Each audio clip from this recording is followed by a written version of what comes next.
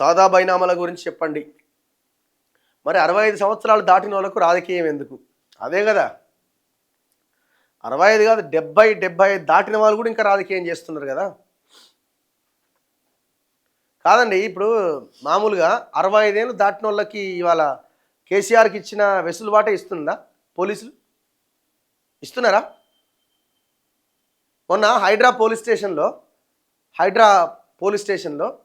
75 ఏళ్ళ ముసలాయన, కళ్ళు లేని ముసలాయనని తీసుకొచ్చి రంగన 8 గంటలు కూర్చోబెట్టింది వితౌట్ నోటీస్. జస్ట్ ఓరల్గా ఫోన్ చేసి బెదిరించి పిలిపించి 8 గంటలు మధ్యాహ్నం 12-1 గంటకు పోయిన వాళ్ళు రాత్రి 8-9 గంటల దాకా అలానే కూర్చున్నారు. మరి ఇక్కడ 65 ఏళ్ళు 70 ఏళ్ళు అన్నది ఇది గుర్తుకు రాదా? లీడర్లకు కాబట్టి గుర్తొస్తుంది, మీరు అంత ఒకటే కాబట్టి. అంత గౌరవము, అంత రెస్పెక్టు. నేను అక్కడ కేసీఆర్ ఉండడాన్ని మాట్లాడతలేను. రేపొద్దున ఆ ప్లేస్లో ఇంకెవరన్నా ఉన్నా వీళ్ళ బిహేవియర్ అట్లే ఉంటుంది. ఎందుకంటే పెద్దోళ్ళు కదా వీళ్ళు, రాజకీయ నాయకులు కదా. మరి సామాన్యుడికి ఎందుకు అంత దారుణం? ఏ రూరల్ పోలీస్ స్టేషన్ ఎక్కడికైనా వెళ్దాం, గ్రామాల్లో వితౌట్ నోటీస్ వాళ్ళని నానా బీభత్సం చేసి తీసుకొచ్చి పోలీస్ స్టేషన్లో కూర్చోబెడతా ఉంటారు. వస్తావా రావా, ఎందుకు రావు? అందరికి ఆ వెసులుబాటు ఉందా?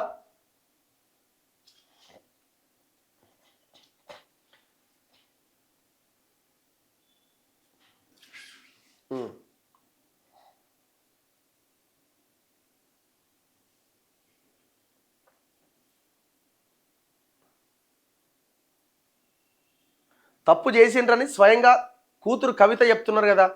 కేసీఆర్ సొంత కూతురే కదా ఆమె. ఇప్పుడు అదే అడుగుతున్నాం కదా మేము, కవితకు ఆన్సర్ చేయండి. అవి ఏమన్నది? ఇంటి అల్లుని ఫోన్ ఎవడన్నా ట్యాప్ చేస్తారా అని అన్నది. దానికి ఆన్సర్ చేయండి.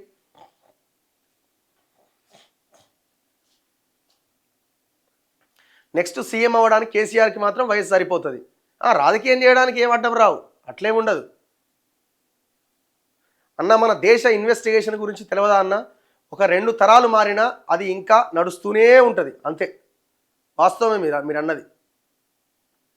తెలంగాణ పాలిటిక్స్ మొత్తం డ్రామా సీరియల్స్ లాగా అయిపోయినాయి. దొంగలంతా అస్సలు అత్యంత భయంకరంగా ఉన్నది మన తెలంగాణలో ఉన్న రాజకీయం. నేను అనుకోవడం ఈ దేశంలో ఏ రాష్ట్రంలో ఇంత భయంకరమైన చెత్త రాజకీయాలు లేవు.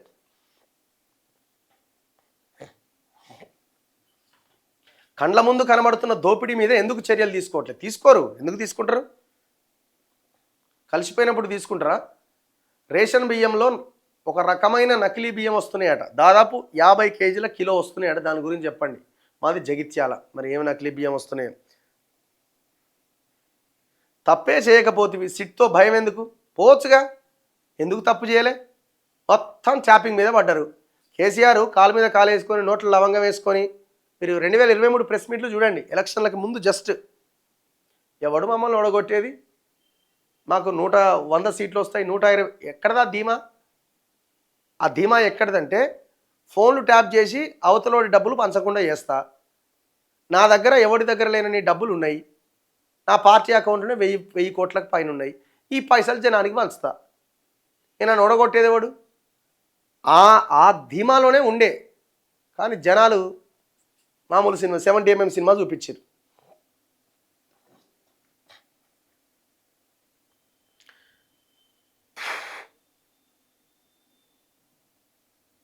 మొన్న డిస్కమ్ రేటింగ్స్ వచ్చినాయి, అవి చూపించండి. లాస్ట్లో తెలంగాణ ఎలా ఉండేది? డిస్కమ్లలో కింది నుంచి మనం టాప్లో ఉన్నాం, పైనుంచి కాదు. చాలా దారుణమైన పరిస్థితి. మొత్తం అప్పులపాలే. దాదాపు 60-70 వేల కోట్ల అప్పుల్లో కూరుకుపోయింది డిపార్ట్మెంట్.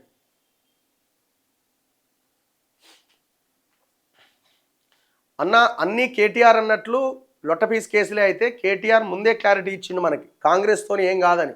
ఉంటే జనరల్ సీట్లన్నీ బీసీలవే కదా. అరే అది జరగాల, ఇంకా అంత భయంకరమైన ఐక్యత రాలే. మొన్న సర్పంచ్ ఎలక్షన్లో అది కొంత కనబడ్డది. సో ఆ దిశగానే మనం ముందుకెళ్లాల్సిన అవసరం ఉన్నది. కానీ పార్టీలు ఇచ్చిన హామీలు నిలబెట్టుకోవాలి కదా.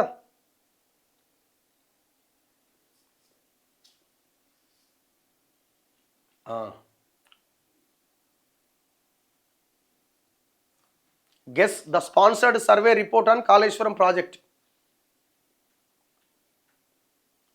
ఈ దేశంలో తెల్ల రేషన్ కార్డులు ఎన్ని ఉన్నవో చెప్పలేవా? దేశం పరుగులు పెడుతోందని దేశంలో అన్ని బొక్కలే. మన తెలంగాణలో 3 కోట్ల మంది వైట్ రేషన్ కార్డ్ సభ్యులుగా ఉన్నారు. 3 కోట్ల మంది అంటే మొత్తం జనాభాలో 95% మంది పేదోళ్ళే ఉన్నారు.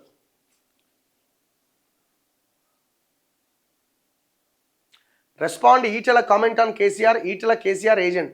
ఇప్పుడు ఈటెల రాజేందర్ ఏమన్నాడంటే, ఆ వెనకాల ఎవరు ఉండే కదా, ఆయన మల్కాజ్గిరి ఎమ్మెల్యే రాజశేఖర్ రెడ్డి బీఆర్ఎస్ ఆయన. సో మీ బాసు గతంలో మా బాస్ అనేలాగా ఈటెల మాట్లాడిండు. ఇప్పుడు ఆయన పార్టీనే వేరా, ఆయన కథ వేరా, ఆయన బయటికి పంపిస్తేనే బయటకు వచ్చాయి. ఇంకా ఆయన ఏజెంటు ఇంకోటి అనుకోవడానికి అసలు అలాంటి అవకాశం ఉంటుందని అయితే నేను అనుకుంటలేదు.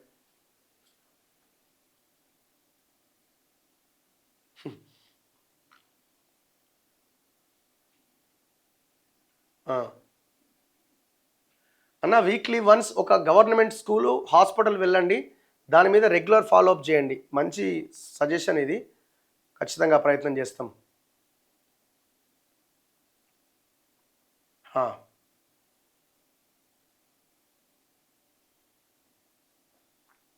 అసెంబ్లీకి రాని వానికి ఎమ్మెల్యే పదవి ఎందుకండి?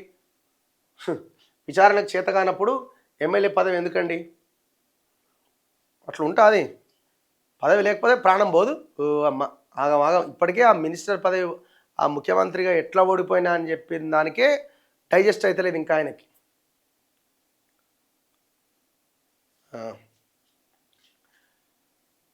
ఎలక్షన్లు అయిపోయినాక బీసీ వాదం గుర్తుకొస్తుందన్న పార్టీలందరికీ.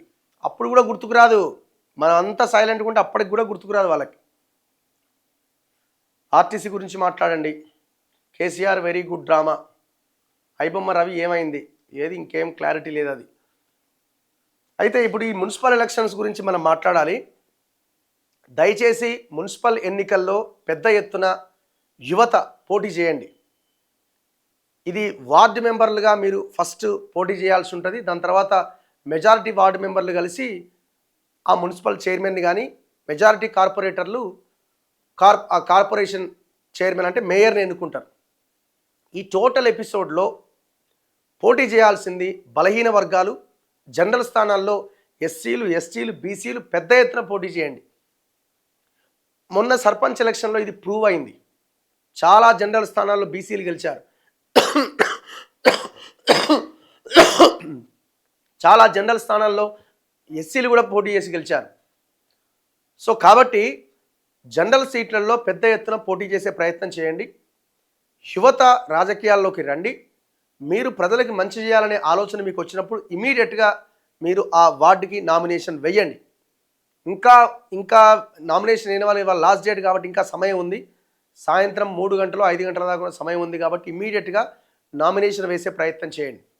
ప్రజలకి మేము ఇస్తున్న పిలుపు, దయచేసి ప్రజలు డబ్బులకు అమ్ముడు పోకండి. ఆలోచించి ఓటు వేయండి. వార్డు మీ మున్సిపాలిటీలో వార్డు మెంబర్గా పోటీ చేస్తూ మీకు ఓటుకు 5,000 10,000 ఇస్తున్నాడంటే మళ్ళీ గెలిచిన తర్వాత ఎట్లా రికవరీ చేయాలన్న దాని మీదనే ఆయన దృష్టి పెడతాడు. అంతే తప్ప మీకోసం పని చేయడు. కాబట్టి మీకు అందుబాటులో ఉన్న వ్యక్తి, మీ ఆ మున్సిపల్ ఏరియా పరిధిలో ఉన్న వ్యక్తి, మీ మండలంలో మీ మున్సిపాలిటీలో ఉన్న వ్యక్తికి మాత్రమే ఓటేసే ప్రయత్నం చేయండి. హైదరాబాద్ నుంచి గాలి మోటార్లల్లో బండ్లల్లో వచ్చి దిగుతాం, వారానికి ఒకసారి, 10 రోజులకు ఒకసారి, లేకపోతే సంవత్సరానికి ఒకసారి వస్తాం, వినాయక చవితికి వచ్చి చందాలు ఇస్తాం, దసరాకు వచ్చి దావతులు ఇస్తాం, సంక్రాంతికి వచ్చి ఇంకేదో చేస్తాం, ఏది క్రికెట్ మ్యాచ్లు పెడతాం అని చెప్పే వాళ్ళకి దయచేసి ఓట్లు వేయకండి. మీకు అందుబాటులో ఉన్న వ్యక్తికి ఓటేసే ప్రయత్నం చేయండి. డబ్బులకు అమ్ముడు పోకండి, ఓటును అమ్ముకోకండి. సర్పంచ్ ఎలక్షన్లో కొంతవరకు అది 5%, 10% ప్రజల్లో కొంత చైతన్యం వచ్చింది. జనరల్ స్థానాల్లో కూడా ఎస్సీ, ఎస్టీ, బీసీ అభ్యర్థులు గెలుపొందడం జరిగింది. సో ఆ దిశగా మనం ఇంకా బలంగా పనిచేయాల్సిన అవసరం ఉంది. ఇవి పార్టీల పరంగా జరుగుతున్న ఎన్నికలు కాబట్టి ఎంత పార్టీ పరంగా జరిగిన ఎలక్షన్స్ అయినా, పార్టీ సింబల్స్ మీద జరుగుతున్న ఎలక్షన్స్ అయినా లోకల్గా ఉన్న స్థానిక అంశాలే ఇందుకు దోహదపడతాయి. దీనివల్ల గవర్నమెంట్ దిగిపోవడం కానీ, గవర్నమెంట్ కొత్తది రావడం కానీ ఏమీ ఉండదు. కాబట్టి లోకల్గా ఉన్న మంచి అభ్యర్థిని ఎన్నుకునే ప్రయత్నం చేయండి. పార్టీలకు అతీతంగా పార్టీ గుర్తు తర్వాత పోటీ చేస్తున్న అభ్యర్థి ముందు అన్నది మనసులో పెట్టుకోండి, మైండ్లో పెట్టుకోండి.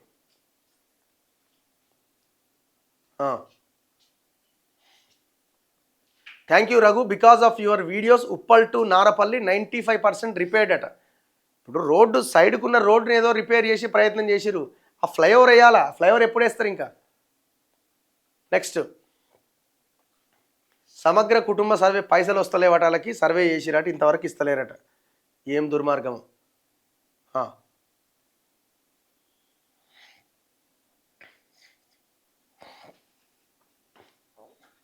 గజ్వేల్కి ఎమ్మెల్యే ఉండని మర్చిపోయారు గజ్వేల్ ప్రజలు. మనం ఓటేయడం మన తప్పు అయిపోయింది. ఇప్పుడు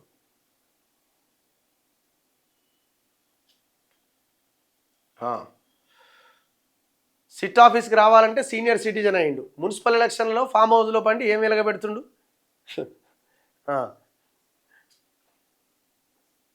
అన్న యువత ఎట్లా ఉందంటే తాగిచ్చి తినిపిస్తే చాలన్నట్టుగా ఉన్నారు. సరే అందరు అట్లా ఎందుకుంటారు? సో వాళ్ళని కూడా మనం చేంజ్ చేయాల్సిన అవసరం ఉంది. ఇక వాళ్ళు ఎట్లాగా అయిపోయిందా, ఇది అయ్యేది కాదు పోయేది కాదని మనం కూడా ఇంట్లో పడినాం అనుకోండి, ఏముంటుంది? 40-50 ఎకరాలు ఉన్న వారికి వైట్ రేషన్ కార్డు ఇచ్చినట్టు వాళ్ళు ఊర్లో ఇస్తారు.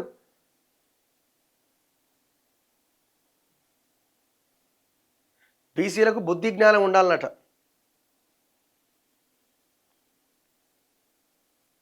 ఈసారి కూడా జనరల్ స్థానాల్లో గెలుస్తారు రఘుబాయ్, కాంగ్రెస్లో బీసీ అభ్యర్థులు పోటీ చేస్తున్నారు. చేయాలా, అన్ని పార్టీల్లో ఉన్న వాళ్ళు పెద్ద ఎత్తున పోటీ చేయాలా. అన్న మాట తప్పని రేవంత్ అన్న గారు తులం బంగారం ఎప్పుడు ఇస్తారన్న? ఊరిని అమ్మ ఇది ఎక్కడిదిగా అయిపోయా. ఇప్పుడు ఏమంటాడు సింపుల్గా, మేము అప్పుడు ఉన్నప్పుడు గోల్డ్ రేట్ ఎంత ఉండి ఇప్పుడు ఎంత అయింది, ఇచ్చే పొజిషన్ ఉందా మీరు కూడా అర్థం చేసుకోవాలి అని అంటాడు సింపుల్గా. మన మీదకే నెట్టేస్తాడు. ఇక మనం కూడా ఇక నిజమే కదా వాస్తవమే కదా మరి ఏం చేస్తారు. మరి సరే అప్పుడు వాల్యూ ఎంత ఉంది? 1,00,000 ఉంది కదా. ఇప్పుడు ఆ వాల్యూ ప్రకారం చూసుకున్నా అద్దతులం వస్తుంది కదా. మరి అద్దతులం అని అన్ని దొంగ హామీలు అవన్నీ అయ్యేవిగా పోయేవిగా. 3 తులాలు కొన్నాడట. 3 తులాలు కొన్నామంటే మంచిగానే గట్టిగానే ఉన్నాను అన్న. భారత్ చైనా ఇలా చాలా దేశాలు డాలర్కు బదులుగా బంగారం నిల్వలు చేయండి. డాలర్ కావడం వల్ల బంగారం వెండి ధరలు పెరుగుతున్నాయి. ఓకే, నేను కొన్నా అన్న 1,74,000 తులం కొన్నాడట.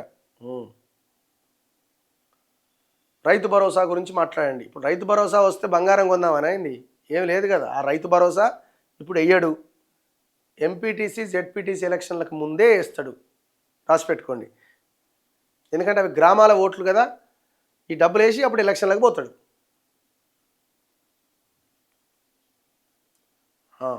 అన్న మున్సిపల్ ఎలక్షన్ నోటిఫికేషన్ మేడారం జాతర తర్వాత ఇస్తే బాగుంటుంది. ఇక ఇచ్చిండు, అయిపోయింది. నామినేషన్లు రెండో రోజు కూడా నామినేషన్లు నిన్న అయిపోయినాయి, వాళ్ళ చివరి రోజు నామినేషన్లు. జాతర కూడా 2 రోజులు అయిపోతుంది కదా. 10 తులాలు కొన్నాడట. ఎందుకు? మేడారం జాతర ముందైతే ఏమన్నా అటు ఇటు అవి బాటిల్ ఈటిల్ ఏమైనా వస్తే అటు తీసుకుపోదామనా? అట్లాంటిది ఏమైనా ప్లాన్ ఉందా మనకు? తప్పుగా అనుకోవద్దు, ఎందుకంటే నడుస్తున్న ట్రెండే అది కదా మన తెలంగాణలో. మీ పేపర్ ఎప్పుడు స్టార్ట్ అవుతుంది? వెరీ సూన్ స్టార్ట్ అవుతుంది, అదే పనిలో ఉన్నాం. బోనస్ పైసలు ఇస్తలేరు, ఇయ్యరు. నన్ను ఘోషణలు ఏమంటాడు ఏమన్నంటే గట్టిగా మాట్లాడితే. మేడిపల్లి ఫ్లైఓవర్ వరకు మళ్ళీ ఆగిపోయింది. అయ్యో, దసరాకి అయిపోద్దనేగా. మరి దసరా రాబోతున్నది, మహా అయితే ఇంకొక 6 నెలలో 7 నెలలో 8 నెలలో చెయ్యరిల్లు.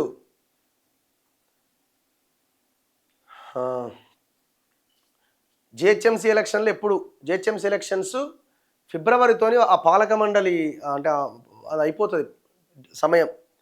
ఫిబ్రవరి తర్వాత అంటే బిఫోర్ ఎంపీటీసీ జెడ్పీటీసీ తర్వాత అవి ఉంటాయేమో నాకు తెలిసి. అది కూడా మళ్ళీ ఈ మహానగరము ఇది విస్తరించింది కదా, 150 డివిజన్లు 300 చేసిండు కదా, దాన్ని మళ్ళీ ఎన్ని ముక్కలు చేయాలా ఇదంతా ప్లానింగ్ ఏదో ఉన్నది. దాని తర్వాతనే ఎలక్షన్స్ పెట్టే అవకాశం ఉన్నది. ఇది కొంత నేను అనుకోవడం ఒక 6 నెలలన పడుతుండొచ్చు అని నేను అనుకుంటున్నా. అది కూడా ఈ ఎలక్షన్ల రిజల్ట్ని బట్టి ఉంటుంది. ఇప్పుడు మున్సిపల్ ఎలక్షన్లో మంచిగా పర్ఫామ్ చేసి, ఎంపీటీసీ జెడ్పీటీసీ ఎలక్షన్లో మంచిగా పర్ఫామ్ చేసి ఇవన్నీ చేసుకుంటూ వెళ్తే అప్పుడు జిహెచ్ఎంసీ పెట్టడానికి అవకాశం ఉంటుంది. కానీ పెట్టక తప్పదు, ఎంతకని లేట్ చేస్తాడు. నేను అనుకోవడం ఒక 6 months లోపు ఎలక్షన్స్ రావచ్చు అనిపిస్తుంది, లేదంటే 3-4 months. బంగారం కొన్నా కానీ ఎక్కడ ఫంక్షన్లకు పోవాలంటే మళ్ళా అన్ని మంచి డిజైన్లు ఉన్నాయని 1 గ్రామ్ గోల్డ్ పైన ఎక్కువగా దృష్టి పెడుతున్నారు. వేసుకోరు, లోపలనే ఉంటాయి అవి, లాకర్లలో ఎన్నో ఉంటాయి, దాచిపెడతారు అవి. మళ్ళా ఈ 1 గ్రామ్ గోల్డ్ అని ఆ దుకాణాల పండి తిరుగుతుంటారు. కరెక్టే, ఇది కూడా వాస్తవమే. కొంతమంది అదే బెస్ట్ నన్ను అడిగితే. కాకపోతే ఏంటంటే ఇది పెట్టుబడి కింద కొంటున్నారు చాలామంది. మంచిదే, తప్పేం లేదు. డబ్బులు ఉన్నప్పుడు అదేదో వృధా చేయడం కంటే ఏదో ఒక దాని మీద పెట్టుబడి పెట్టడం బెటర్. కానీ ఇప్పుడు ఇంత రేటు పెరిగితే ఎవరు పెట్టుబడి పెడతారు చెప్పండి? చాలా కష్టం. గాంధీ హాస్పిటల్లో మత్తు మందు వేయకుండా సర్జరీలు చేస్తారట. అక్కడ వచ్చే సౌండ్ వింటే మనకే భయం వేస్తుందట. పేషెంట్లు ఉంటారు, గుండెపోటుతో పోతారన్నట్టుగా ఉంది. అసలు మత్తు మందు ఎందుకు వాడరు గవర్నమెంట్ హాస్పిటల్లో? మరి ఏందో ఆపరేషన్ ఏమవుతుందో ఏం చేస్తున్నారో ఏమో మరి. నా హెల్త్ బాగానే ఉన్నది, బెటర్. ఎవరు వచ్చినా ప్రజలకు వచ్చింది ఏమీ లేదు అన్న. ప్రజల్లో ఐక్యతతో పాటు విద్యా వైద్యాన్ని జాతీయం చేస్తే చాలు. వాస్తవం ఇది. అంతకు మించిన ఏ స్కీమ్ అక్కర్లే. ఎవ్వడి నీ బంగారం వద్దు, నీ కథ వద్దు. ప్రభుత్వ విద్య, ప్రభుత్వ వైద్యం ఈ రెండిస్తే ప్రతి ఇంటికి ఎవ్రీ ఇయర్ 1 లక్ష నుంచి 2 లక్షల రూపాయల లాభం జరుగుతుంది. చెయ్యరు నాయకులు, ఎందుకు చేస్తారు? Talk about today bar elections అట. బార్ కౌన్సిల్ ఎలక్షన్స్ ఇవాళ ఓటింగ్ ఉన్నట్టున్నది. సో దాదాపుగా 35,000 మంది అడ్వకేట్లు ఈ ఓట్లు వేయబోతున్నారు. సో దయచేసి మన నిన్నటిదాకా ఏం దావతులు జరిగినాయో ఎంతెంత ఇచ్చిరో మనకు సంబంధం లేదు, కానీ మీరు వేసే ఓటు చాలా ట్రాన్స్పరెంట్గా చిత్తశుద్ధితో మీ బార్ కౌన్సిల్ మీ హక్కుల కోసం, మీ సంక్షేమం కోసం పనిచేసే విధంగా ఉన్న ఆ నాయకులను మాత్రమే ఎన్నుకునే ప్రయత్నం చేయండి. యువకులకు ఎక్కువగా అవకాశం కల్పించండి. సామాజిక న్యాయాన్ని పాటించే దిశగా ఆలోచించండి. మీకోసం బలంగా ప్రశ్నించే వాళ్ళని ఎన్నుకునే ప్రయత్నం చేయండి. ఇవన్నీ అంశాలని లెక్కలేసుకోండి. ఎప్పుడు గెలిపించే వాళ్ళకి మళ్ళీ మళ్ళీ పదే పదే ఓట్లేసి ఉపయోగం లేదు. కొత్త వాళ్ళని ఎన్నుకునే ప్రయత్నం చేయండి. ఇది రిజల్ట్ రావాలంటే 20 రోజులు పడుతుందట. అది పెద్ద కథ ఉంటుంది. అది కూడా ఎమ్మెల్సీ ఎలక్షన్స్ లాగానే ఓటింగ్ ఉంటుంది. 23 మంది గెలిపియాలి, 23 మందిని ఎన్నుకోవాలి. ఆ 23 నెంబర్లు వేయచ్చు. ఇక అట్లా ఆ ఎలక్షన్ ఇక చాలా సమయం పడుతుంది. ఆ 23 మంది గెలిచిన తర్వాత ఇద్దరు ఎక్స్ అఫీషియో మెంబర్స్ మొత్తం 25 మంది కలిసి ఒక ఆయనను ఎన్నుకోవాలి. ఇక అప్పుడు ఉండదు సినిమా. ఒక్కొక్క గెలిచిన, ఇప్పుడు ఇలా గెలిచిన వాళ్ళకి పండగే. ఎందుకంటే ఎవరైతే చైర్మన్ కావాలని అనుకుంటాడో, మొన్నటిదాకా ఫార్చునర్ కార్లు 50 లక్షలు, 60 లక్షలు, 70 లక్షలు అట. మరి వాళ్ళు ఏముందో, ఎంత సంపాదిస్తున్నారో దాంట్లో. ప్రభుత్వానికి నిరుద్యోగుల ఉద్యమం పెద్ద ఎత్తున రాబోతున్నది. జెన్జీ ఉద్యమం తరహాలో ఈసారి ఎవడొచ్చినా ఆపలేడు. అది జరగాల, ఆ దిశగా జరగాల. జెన్యూన్ పోరాటాలు జరగాల, ఉద్యమాలు రావాలా. అన్న పాడి కౌశిక్ రెడ్డి ఏమైందా ఏందో, ఆయన నిన్నేదో తిడుతున్నాడు కదా. అక్కడ ఏమైందంటే, అక్కడ ఈ సమ్మక్క సారక్కకు సంబంధించిన వివాదం ఒకటి ఉన్నది వాళ్ళది, 2 కుటుంబాల మధ్య. సో దాంతో ఆ గొడవ అదంతా. మనోనికి ఏమో మరి ఏడగాలిందో ఏమైందో మరీ ఫ్రస్ట్రేట్ అయిపోయి ఆ పోలీసుల మీద ఎగబడుతున్నాడు.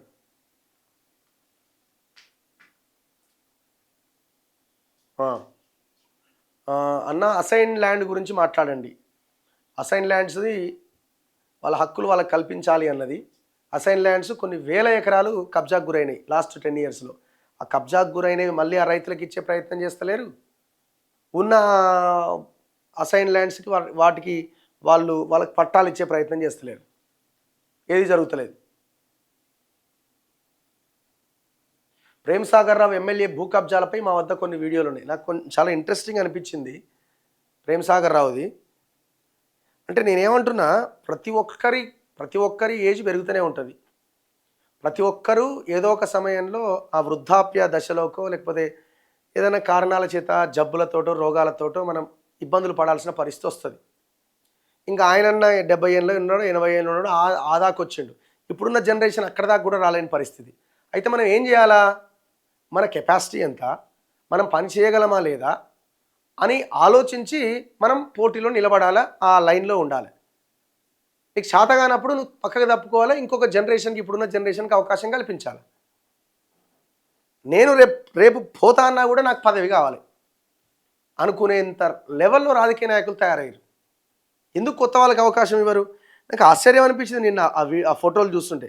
ప్రేమ్ సాగర్ రావు గారి అఫీషియల్ ఫేస్బుక్ పేజెస్లోనే ఆ ఫోటోలు పెట్టారు. నేను ఒక్కసారి చూపిస్తా చూడండి. ఆయనకి ఆరోగ్యం బాగాలేదు.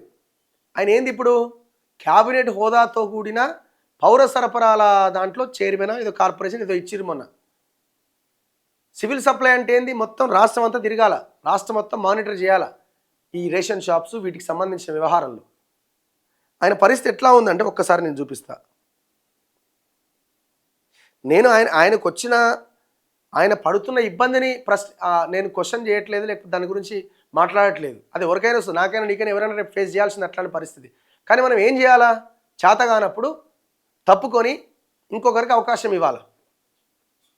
మీరు చూడండి ఎంత ఆ ఫోటోలు, నాకు ఏంది ఇంత ఇదిగా, ఏదో బీఫామ్లు ఇచ్చే దగ్గరనో ఎక్కడనో. ఆయన కనీసం నిలబడలేనటువంటి పొజిషన్లో ఉన్నాడు. ఎంతకాలం రాజకీయం చేస్తారు ఇంకా? ఇంతకాలం నడిపించుకున్నారు కదా. అసలు దుర్మార్గంగా అరాచకంగా మీ జిల్లాని మొత్తం నడిపించుకున్నారు కదా. ఇగో 10 మంది పట్టుకుంటే తప్ప ఆయన నిలబడలేని పరిస్థితి. ఎందుకు ఇంకా రాజకీయం మీకు చెప్పండి? ఆయన ఫేస్బుక్ పేజీలో ఉన్న ఫోటోలు ఇవన్నీ. ఎందుకు మీకు ఇంకా రాజకీయం? కనీసం నిలబడి కండువా కప్పలేని పరిస్థితి. చాలా సివియర్ హెల్త్ ఇష్యూలోకి వెళ్ళిపోయిండు. ఏఐజీ ఆసుపత్రిలో చాలా రోజులు ఉన్నారు. ముఖ్యమంత్రి కూడా పోయి కలిసి వచ్చిండు ఆయన. ఎందుకు ఇంత దారుణమైన పరిస్థితి? ఆయన ప్రేమ్ సాగర్ రావు అఫీషియల్ దాంట్లో ఉన్న ఫోటోలే ఇవి. ఏందో అంత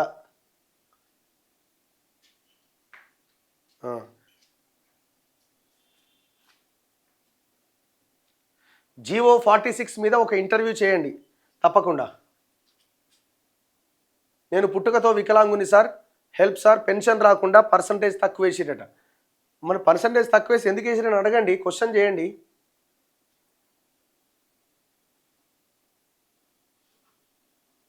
అన్న మా భూమి కబ్జా చేశారు టీఆర్ఎస్ పార్టీ వాళ్ళు.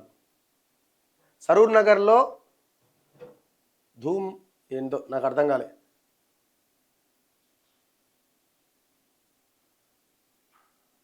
బీఆర్ఎస్ కాంగ్రెస్ ఎంఐఎం కలిసి నెక్స్ట్ గవర్నమెంట్ ఫామ్ చేస్తారట. ఇప్పుడు అంతా డ్రామా చేస్తున్నారు. ఎవరెవరు ఇద్దరిని కలిసినా ఆశ్చర్యం లేదు. బీఆర్ఎస్ బీజేపీ కలవచ్చు, బీఆర్ఎస్ కాంగ్రెస్ కలవచ్చు, వీళ్ళంతా ఒకటే అండి. అందుకే అంటారు కదా, ఒక లైన్ తీసుకొస్తారు, రాజకీయాల్లో శాశ్వత మిత్రులు శాశ్వత శత్రువులు ఎవరు ఉండరు అని. దాన్ని పాజిటివ్ లైన్లో వాడుకోవాలి. పాజిటివ్, ప్రజలకి ఇబ్బంది జరిగినప్పుడు శాశ్వత శత్రువులు శాశ్వత మిత్రులు ఉండరని ఇద్దరు కలిసి ప్రజల సమస్యల మీద కొట్లాడాలి. దాన్ని వీళ్ళు వాడే విధానం ఎట్లుంటుంది? దొంగతనం చేసి కలిసి పనిచేస్తారు. అప్పుడు శాశ్వత మిత్రులు శాశ్వత శత్రువులు ఎవరు ఉండరన్న లైన్ అప్పుడు వాడతారు దాన్ని.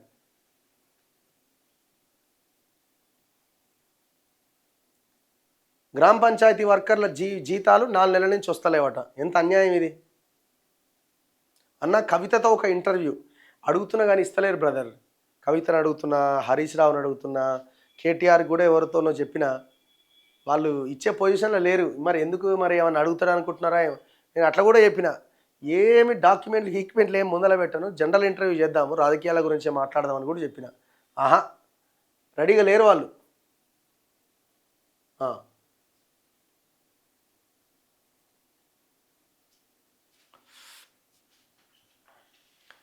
మీరు ఇలా నిజాలు మాట్లాడితే రాజకీయ నాయకులందరికీ కోపం వస్తుంది. ఈ కోపం ఎవరికి వస్తుంది? మనకేం సంబంధం?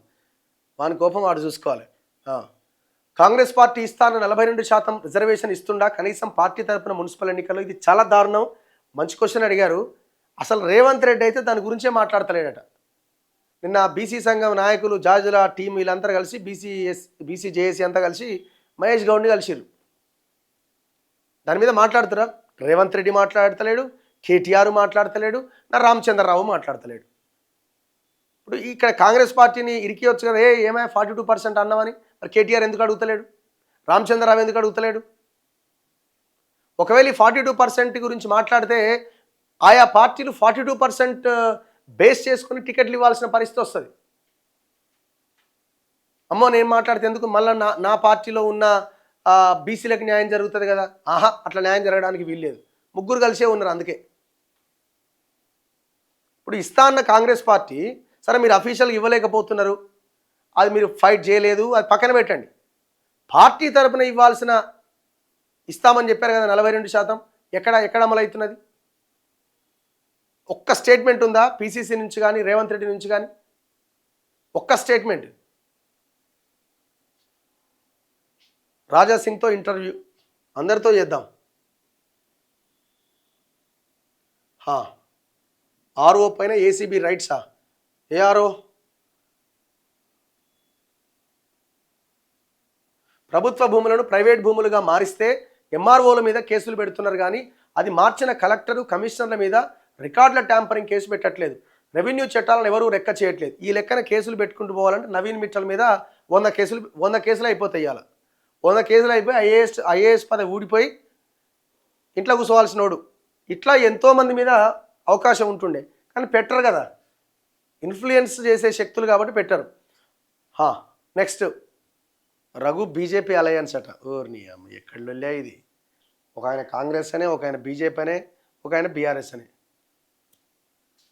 యు ఆర్ ఏంది న్యాచురలిస్టా and nature lover Raghu. Today bar council election గురించి చెప్పండి బ్రదర్. ఆల్రెడీ చెప్పిన, బార్ కౌన్సిల్ ఎలక్షన్ జరుగుతున్నాయి. 35,000 మంది అడ్వకేట్లు, 23 మందిని ఎన్నుకునే ప్రక్రియ ఇవాళ స్టార్ట్ కాబోతున్నది. దయచేసి ఆలోచించి ఓటేయండి అడ్వకేట్లంతా. బార్ కౌన్సిల్లో దొంగలు పడ్డారని చాలామంది చెప్తున్నారు. సో ఆ దొంగలను గెలిపియకండి, మంచి వాళ్ళకు ఓటేయండి.